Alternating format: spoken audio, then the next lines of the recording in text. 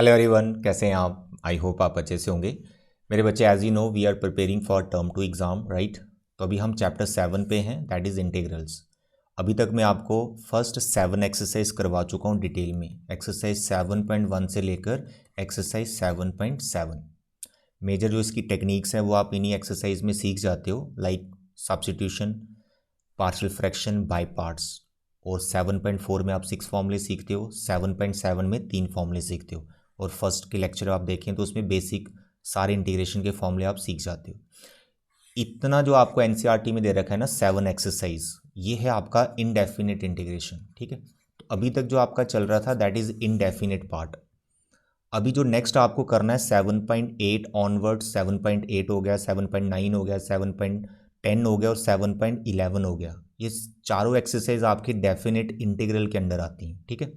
तो आज से हम वही शुरुआत करेंगे, डेफिनेट इंटीग्रल्स क्या होते हैं, ठीक है।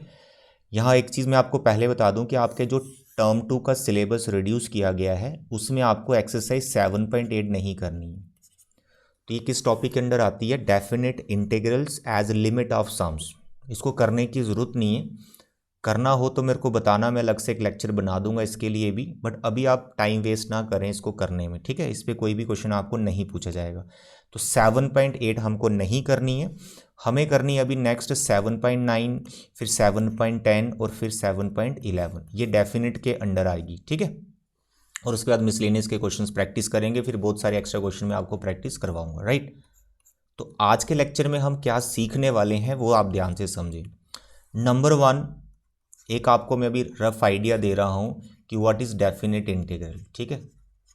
बेसिक क्या होता है ये। सेकेंड यार, डेफिनेट इंटीग्रल को पूरा अच्छे से समझने के लिए इसकी जो 2 बेसिक थ्योरम्स है ना, वो आपको अच्छे से उसका स्टेटमेंट समझना है। प्रूफ तो आपके सिलेबस में नहीं है, ना ही आपको उसको अभी करना है क्लास 12th में, ठीक है। जब हायर स्टडी में जाओगे तो आप उनका प्रूफ सीख सकते हो।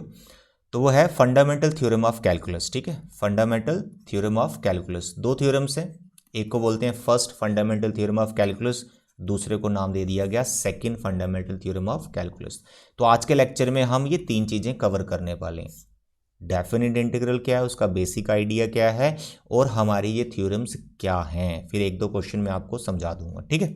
चलिए, सबसे पहले डेफिनेट इंटीग्रल का एक रफ आइडिया ले लो मेरे बच्चे। जैसे आप इंटीग्रेशन कर रहे थे अभी तक, मानो आप x को इंटीग्रेट कर रहे हो, ठीक है। तो आपके पास आंसर आ गया x²/2 और यहाँ पर आप लिख देते थे +c। अब इस c की वजह से आप इसको बोलते हो इनडेफिनेट इंटीग्रल। ऐसा बोल दो कि c तो अननोन है, आपको पता ही नहीं c क्या है, तो ऐसा बोल दो कि यार c की वजह से ये इनडेफिनेट है, ठीक है।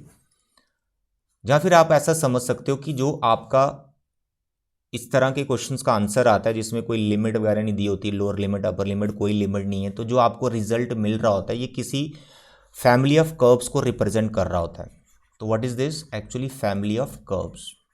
x²/2, जहाँ x² ये एक पैराबोला है। अब +c की वजह से बहुत सारे पैराबोलाज आप यहाँ पे ऑब्टेन कर सकते हो, तो इसलिए आप इसको बोलते हैं ये फैमिली ऑफ पैराबोला है इस एग्जाम्पल में। तो इन शॉर्ट जो इनडेफिनेट इंटीग्रल है उसका जो ज्योमेट्रिकल मीनिंग है वो ये है कि जो आपको रिजल्ट मिल रहा है that is family of curves. Done. और इसी सी की वजह से, क्योंकि बहुत सारे कर्व्स हैं, एक ही मतलब फैमिली के डिफरेंट मेंबर्स हैं, तो it is indefinite, right. Second, अब यहां पर आपने सीखना है डेफिनेट। तो डेफिनेट का क्या आइडिया है कि आप इसे इंटीग्रेट तो कर रहे हो, लेकिन अब आपने इस एक्स को जिसे आप इंटीग्रेट कर रहे हो तो इसको आपने अंडर द लिमिट्स इंटीग्रेट करना है। पहला क्या है, कोई लिमिट नहीं है इसके ऊपर, अब आपने अंडर द लिमिट्स इसको इंटीग्रेट करना है। लेट अस सपोज यहां पे 2 लिख दूं और यहां पे मैं 5 लिख दूं।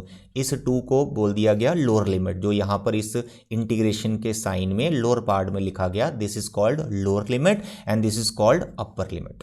This is a rough idea, अभी आप थ्योरम में सीखोगे इसका क्या मतलब है। तो इस तरह से आपको क्वेश्चन अभी दिखाई देंगे लिमिट्स के साथ, ठीक है। 2 to 5x का इंटीग्रेशन कर रहे हैं, जो इसका कैलकुलेशन पार्ट है, जो इसको करने का तरीका है वो चेंज नहीं होता है। एक्स का इंटीग्रेशन वही आएगा, x²/2 ही आएगा, बट अभी आपको +c नहीं लिखना है। You don't write +c। अब ये +c कहाँ चला जाता है, ये कैंसिल हो जाता है, वो भी बताएंगे, वो थ्योरम में आप सीख जाओगे अभी।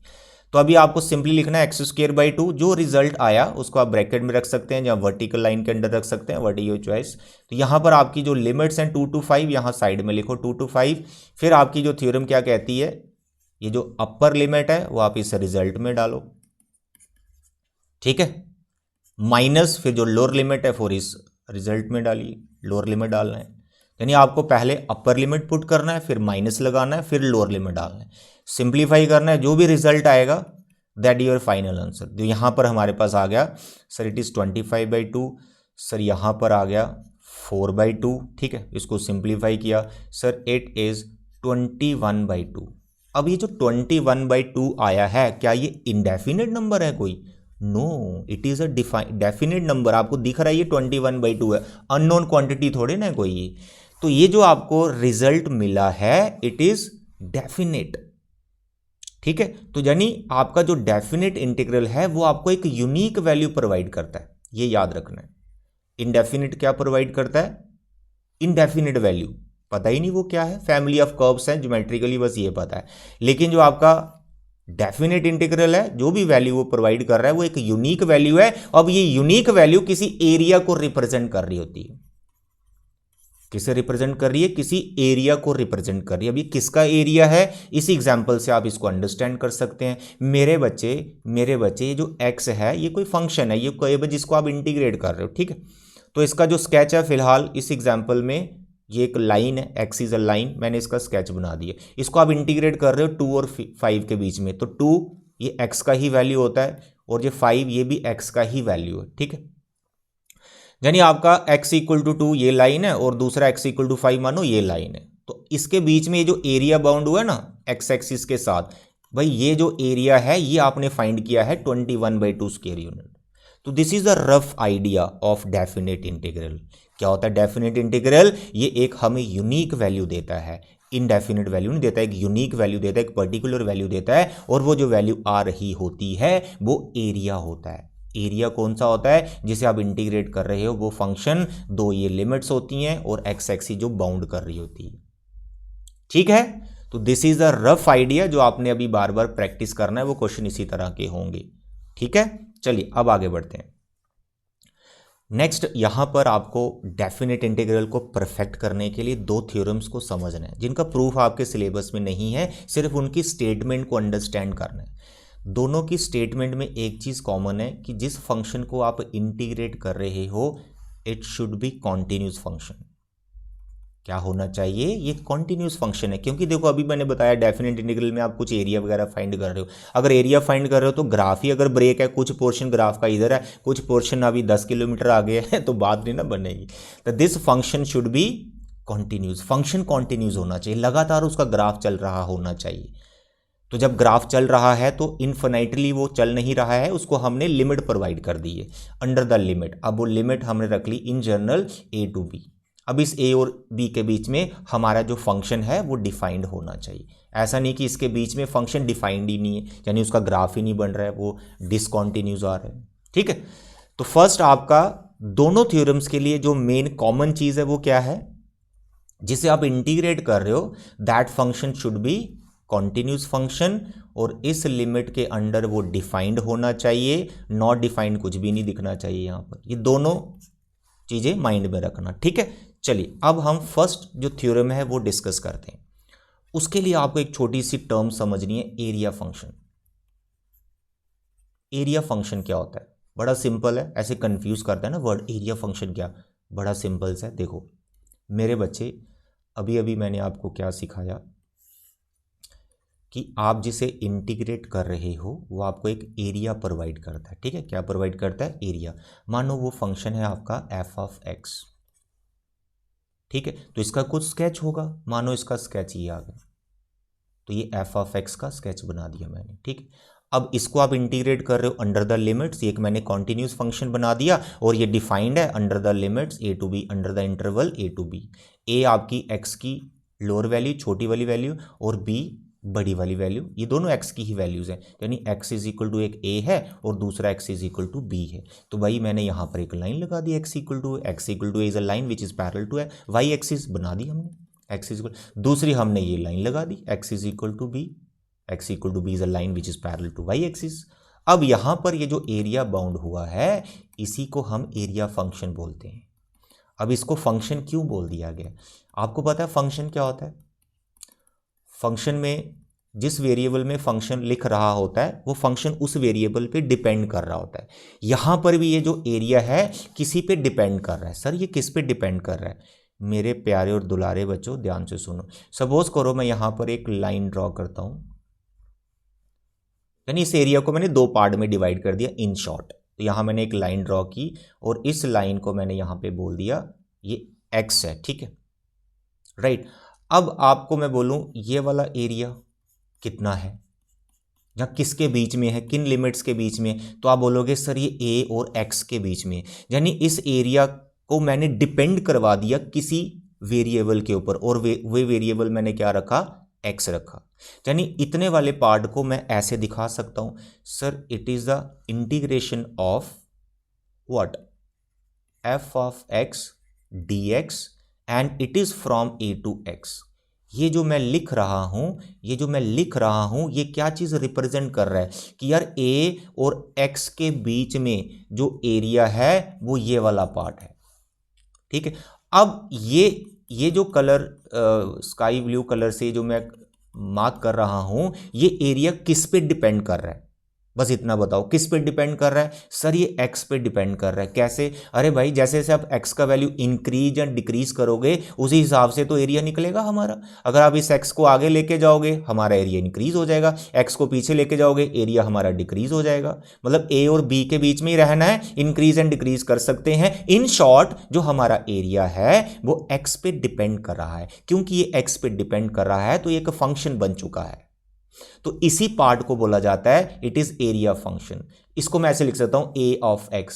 जैसे आप किसी फंक्शन को कैसे लिखते हो, जैसे यहां पे लिखा भी हुआ है तो आप लिखते हो ना f ऑफ x, तो x आपका वेरिएबल है जिस पे हमारा फंक्शन डिपेंड कर रहा होता है। तो ये हमारा जो एरिया है जो x पे डिपेंड कर रहा है तो इसको मैंने लिख लिया a ऑफ x। तो x की वैल्यू पे ये डिपेंड करेगा। ये जो मैंने लिखा है इसी को एरिया फंक्शन बोलते हैं। क्या बोलते हैं?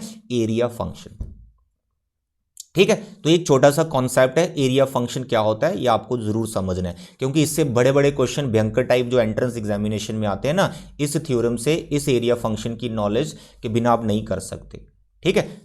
इतना समझ लिया एरिया फंक्शन क्या है? Nothing, it is a area that depends on x. और उसको हम कैसे फाइंड करते हैं? एफ ऑफ एक्स को इंटीग्रेट करके। एक्स पे डिपेंड करेगा कि कितना एरिया हमें चाहिए। एक्स को इंक्रीज करोगे एरिया ज्यादा निकलेगा, कम करोगे तो एरिया कम निकल जाएगा। डन। अब क्योंकि आपको यह समझ में आ गया कि एरिया फंक्शन क्या है तो आप फर्स्ट फंडामेंटल जो थ्योरम है उसको बड़े आराम से समझ सकते हैं। वो थ्योरम क्या कहती है? सुनो ध्यान से। वो थ्योरम ये कह रही है कि अगर आपके पास कोई फंक्शन है जिसे आपने अभी अभी इस तरह से लिख दिया, ठीक है, तो अगर आप इस पार्ट को डिफरेंशिएट करोगे तो आपको कुछ मिलेगा। बस वो जो मिलेगा उसी को समझना है, वही आपकी थ्योरम है। वो थ्योरम लिखने से पहले, बताने से पहले कि वो क्या है, मैं आपको एक चीज पूछना चाहता हूं। मेरे बच्चे ध्यान से मेरे को एक चीज बताओ। मैंने यहां पर लिखा, मैंने यहां पर बोला, मैंने आपको पूछा what is differentiation of y with respect to x। तो आप इसको कैसे लिखते हो? तो आप लिखते हो सर dy dx, यही लिखते हो। फिर मैंने बोला यार ये जो dy dx आया ये y का जो डेरिवेटिव है, और अगर मैं बोलूं यार इसको इंटीग्रेट करो तो आपको क्या मिलेगा? तो आप बोलोगे y, बिकॉज आप जानते हो the integration is the reverse process of differentiation. y से आपको क्या मिल रहा है? dy dx, और dy dx को इंटीग्रेट करने से क्या मिलेगा? y। ऑब्वियस है वापिस हम उसी फंक्शन पे आ जाएंगे। एक एग्जाम्पल से और समझाता हूं, ध्यान से समझना मेरे बच्चे, ध्यान से समझना। देखो मैंने यहां पर इसको इंटीग्रेट किया, एक्स स्क्वायर, चलो एक्स स्क्वायर रखते हैं, एक्स स्क्वायर को इंटीग्रेट किया तो आपने क्या लिखा? Sir x cube by 3 plus c, ठीक है। और इसका मैं कुछ नाम रख लेता हूं, late this is a of x, let us suppose इसका नाम हम ए रख लेते हैं, रख लिया। तो जब मैं इसको इंटीग्रेट कर रहा हूं तो मेरे को ये मिल रहा है। तो जो मेरे को मिल रहा है अगर मैं उसको डिफरेंशिएट करूं, बताइए, अगर मैं इसको डिफरेंशिएट करूं तो मुझे क्या मिलेगा? अगर मैं इसको डिफरेंशिएट करूं तो मेरे को क्या मिलेगा? वही तो सीखा आपने इंडेफिनिट में, सर ये जिसे आप इंटीग्रेट कर रहे थे वो मिल जाएगा।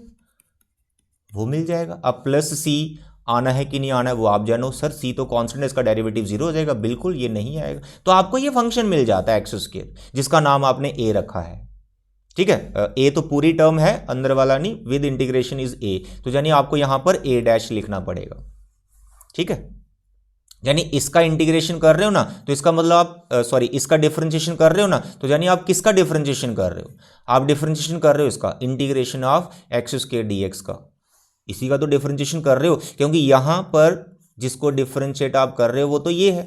अब ये कहां से आया था सर? इसी का तो रिजल्ट है, ये पूरा इंटीग्रेशन करने के बाद हमें ये मिला। अगर इसको डिफरेंशिएट कर रहे हो मतलब इसको डिफरेंशिएट कर रहे हो, इसको डिफरेंशिएट कर रहे हो मतलब इसको डिफरेंशिएट कर रहे हो। अब इसको डिफरेंशिएट कर रहे हो तो क्या मिलेगा? अरे भाई एक्स स्क्वायर मिलेगा। ये देखो ये एक्स स्क्वायर मिलेगा। यही है फर्स्ट फंडामेंटल थ्योरम। देखिए यहां पर ध्यान से सुनिए, अब यहां पर इसको समझिए। ये मैंने यहां पर लिखा a of x is equal to a to x f of x d x. अगर मैं यहां पर लिख दूं differentiate both side with respect to x, बताइए क्या होगा? ए ऑफ एक्स को इन जनरल हम क्या लिखेंगे? उसका डेरिवेटिव एफ डैश एक्स। अब यहां पर क्या लिखूंगा मैं जब मैं इस पार्ट को डिफरेंशिएट कर रहा हूं? अभी सिखाया, फिर से लिखता हूं, मैं डिफरेंशिएशन कर रहा हूं integration of a to x f of x d x. अब बताइए मेरे को क्या मिलेगा? जल्दी बताइए क्या मिलेगा मेरे को? सर ये तो एफ ऑफ एक्स मिलेगा, आपने अभी बताया। बिल्कुल एफ ऑफ एक्स मिलेगा। This is called fundamental theorem, first fundamental theorem of calculus. बड़े बड़े क्वेश्चन भैया इससे बड़े आराम से हो जाएंगे। कई बार ऐसे क्वेश्चन फंसते हैं, बच्चा कंफ्यूज होता है। कंफ्यूज कुछ नहीं होना भाई, जो इंटीग्रेशन वाला पार्ट है ना, ये पूरा विद इंटीग्रेशन, इसे डिफरेंशिएट करोगे तो जो अंदर फंक्शन बैठा होता है वो हमें मिल जाता है। जैसे आप इस एग्जाम्पल में समझ पा रहे हो, इसका इंटीग्रेशन ये आया, इसको डिफरेंशिएट करने से ये आया। इसको डिफरेंशिएशन मतलब इंटीग्रेशन के साथ पूरा डिफरेंशिएशन दिखाता हूं तो मिलेगा तो फंक्शन ही। इसी को बोलते हैं फर्स्ट फंडामेंटल थ्योरम। ठीक है, इसे आप बस ध्यान में रखिएगा। बाकी आगे एक क्वेश्चन आएगा एनसीईआरटी में, एक सिंगल क्वेश्चन है ठीक है, वो मैं आपको समझाऊंगा कि कैसे इस पे अप्लाई करनी है फर्स्ट फंडामेंटल थ्योरम। अब हमने समझनी है second fundamental theorem of calculus, जो मैंने आपको रफ आइडिया में बता ही दी है। जो डेफिनेट का रफ आइडिया दिखा रहा था वो उसी में सेकंड डेरिवेटिव ही दिखा रहा, सेकंड थ्योरम ही दिखा रहा था। अब वो थ्योरम क्या कहती है? दो चीजें कॉमन है दोनों थ्योरम से। फंक्शन शुड बी डिफाइंड, ठीक है, function should be defined in the close interval a to b, right, and it should be continuous in this interval, और ये कॉन्टिन्यूस भी होनी चाहिए। ये दो कंडीशन तो आप ध्यान में रखो। ठीक है, सेकंड फंडामेंटल थ्योरम क्या कहती है कि अगर आप इसे इंटीग्रेट कर रहे हो under this limit a to b, of course जिसे इंटीग्रेट कर रहे हो तो you will get some function and let this is f of x. Plus c तो लिखना नहीं, प्लस सी तो इसमें आता नहीं, लिखोगे तो वो कैंसिल ही हो जाता है। ठीक है, यहां पर आपके पास एफ ऑफ एक्स आ गया। फिर आपको इसको ऐसे लिखना आता है sir it is a to b. फिर आपको यहां पर अपर लिमिट डालनी होती है इसमें एफ ऑफ बी, फिर यहां पर लोअर लिमिट डालनी है F of A. That's all. इसी को बोलते हैं भाई second fundamental theorem of calculus. But यहां पर एक चीज का ध्यान रखना जो मैं आपको बार बार बता रहा हूं, the function should be defined, function should be defined in this interval. क्योंकि कुछ फंक्शंस देखने में ऐसे होंगे, आप उनका इंटीग्रेशन कर दोगे लेकिन वो गलत होगा। तो इसलिए आपने इस चीज का ध्यान रखना है कि जिसे आप इंटीग्रेट कर रहे हो under the limits a to b, यार वो फंक्शन इस इंटरवल में डिफाइंड भी होना चाहिए। ऐसे क्वेश्चन एंट्रेंस एग्जामिनेशन में पूछे जाते हैं। देखो मैं आपको एक एग्जाम्पल समझाता हूं। मैं यहां पर इंटीग्रेशन कर रहा हूं -2 to 3 के बीच में इस फंक्शन का x रूट एक्स स्क्वायर -1। तो आप बड़े मस्त तरीके से इसको कर देंगे, कर देते हैं। क्या करोगे आप बोलोगे सर ये तो सब्स्टिट्यूशन का क्वेश्चन है, एक्स स्क्वायर -1 को मैं टी डालूंगा, मेरे को 2x dx मिल रहा है dt। सर यहाँ पर हम डाल देंगे 2, बाहर डाल दूंगा 1/2। सर ये हो गया 1/2 -2 से 3। Sir 2x dx sir dt हो गया, ये तो मेरे को पता है। सर रूटी आ गया, सर रूटी को मैं इंटीग्रेट करूंगा, फिर रिप्लेस करूंगा, आंसर आ जाएगा, मैं लिमिट लगा दूंगा, कहानी खत्म। मेरे प्यारे बच्चे, आप जिस फंक्शन को इंटीग्रेट कर रहे हो उसमें ये रूट वाली जो टर्म आपको दिख रही है, जहां जो भी पूरा फंक्शन दिख रहा है, ये -2 के कुछ बीच का एक इंटरवल है जिसमें ये डिफाइंड ही नहीं है। क्योंकि आपको पता है रूट एक्स स्क्वायर -1 का डोमेन क्या होता है? बताइए इसका डोमेन क्या होता है? आपने पढ़ रखा है क्लास 11th में। इसके दो जीरो है, -1 और 1। यार -1 और 1 के बीच में तो ये डिफाइंड ही नहीं है। अगर आप इसमें -1 और 1 के बीच में कोई नंबर लेते हो, लेट इट बी 0, आप इसमें 0 डालो, ये तो इमेजिनरी हो रहा है। -1 और 1 के बीच में कोई भी नंबर लो, उस पर तो ये डिफाइंड ही नहीं है फंक्शन। तो इसका मतलब जब आप जो इंटीग्रेट करके आंसर निकालोगे उसमें बहुत बड़ा एरर है, वो गलत आंसर है। सिंपल सी बात है, वो गलत आंसर है। तो एनसीईआरटी सिलेबस के हिसाब से तो आपका ऐसे क्वेश्चन बोर्ड में नहीं पूछे जाते, बट एंट्रेंस एग्जामिनेशन में इस चीज़ का खास ख्याल रखना है कि जिसे आप इंटीग्रेट कर रहे हो वो डेफिनेट का अगर क्वेश्चन है तो इन लिमिट्स के under that function should be defined, that function should be defined. I hope this is clear. क्योंकि यार -1 1 के बीच में तो आप उसका स्केच ही नहीं बना सकते, तो एरिया कहाँ से निकाल रहे हो? -2 3 के बीच में आपने जो आंसर निकाला है वो तो एरिया है, तो एरिया कैसे निकलेगा जब इसके बीच में कोई ग्राफ ही नहीं आ रहा? ठीक है, तो इस चीज़ का आपने ध्यान रखना है। एक थोड़ा सा मैंने आपको पूरा आइडिया दे दिया, थोड़ा या पूरा जैसे भी समझो, एकदम कंप्लीट आइडिया मिल गया आपको। पूरा डेफिनेट इंटीग्रल हमने इन्हीं थ्योरम पे बेस्ड ही करना है। लाइक सेकंड जो फंडामेंटल थ्योरम है उसी पे चल रहा है पूरा डेफिनेट। फर्स्ट थ्योरम को याद रखना, स्टेटमेंट उसकी क्या थी, कुछ क्वेश्चंस आएंगे तब मैं आपको बताऊंगा उसको अप्लाई कैसे करना है। अभी जो हमारे क्वेश्चंस की प्रैक्टिस चलेगी वो इस तरह से चलेगी। आपको क्वेश्चन दिया जाएगा 2 to 3 एक्स को इंटीग्रेट कर दो। अरे एक्स का इंटीग्रेशन आता है सर x²/2, फिर यहाँ पर आप लिमिट्स डाल दो साइड में 2 to 3। सर इसमें कोई कांस्टेंट है, इसको साइड में ले जाओ, लिमिट के बाहर निकाल सकते हो, कोई दिक्कत नहीं, ठीक है। क्योंकि ये कांस्टेंट आपको इरिटेट करेंगे कैलकुलेशन में, इसलिए कांस्टेंट इंटीग्रेशन के बाहर करते जाना, लिमिट के बाहर करते जाना। 1/2 बाहर कर दिया, फिर अपर लिमिट, सर ये 2 to 3 है तो 3 का स्क्वायर, सर ये 2 का square, upper limit minus low limit, फिर आपने इसको सिंप्लीफाई करना है, सर ये 9 हो गया, ये 4 हो गया, सर 5/2, दैट्स ऑल। ये कोई डेफिनेट आंसर आता जाएगा। ये जो आ रहा है ये एक एरिया आ रहा है, इस एक्स का हमने एरिया निकाला है under this limit, that's all. तो इस टाइप के क्वेश्चंस हम कवर करेंगे, ठीक है। तो आज एक जस्ट एक इंट्रोडक्शन था डेफिनेट इंटीग्रल का। आई होप आपको समझ में आ गया हो गया। नेक्स्ट लेक्चर में हम एक्सरसाइज 7.9, ठीक है, इसको कंप्लीट करेंगे, राइट। तो अभी के लिए इतने बेटा, thank you and bye bye.